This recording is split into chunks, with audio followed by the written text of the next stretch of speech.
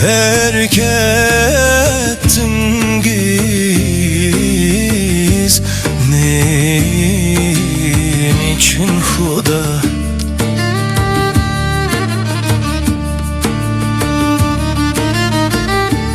Bizni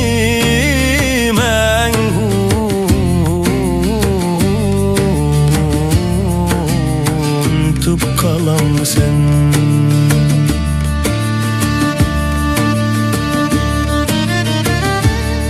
Terk ettin bizni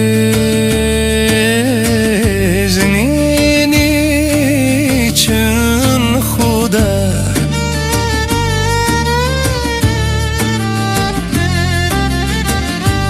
Bizni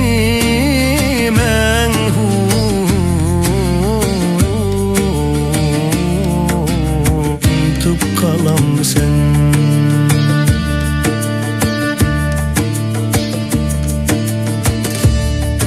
Rakiplerim mezhire kılar,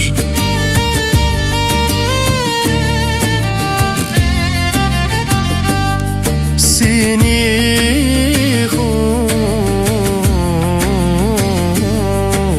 Huda kaçan geçer.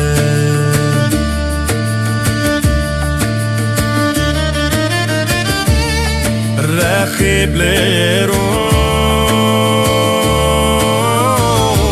mezhire kılar,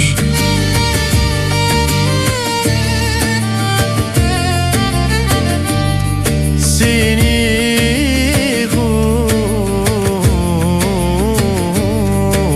Huda kaçan geçer.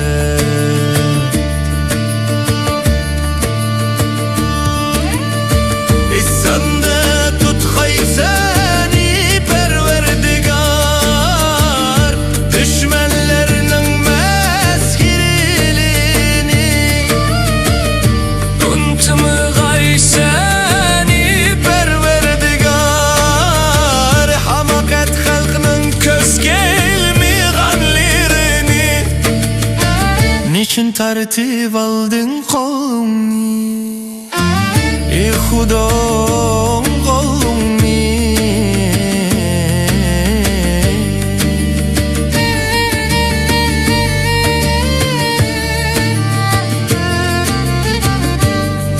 Kolunu koynun dinleyip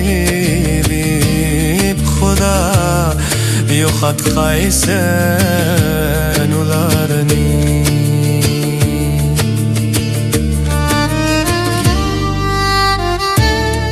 Terk ettin bizni için Huda.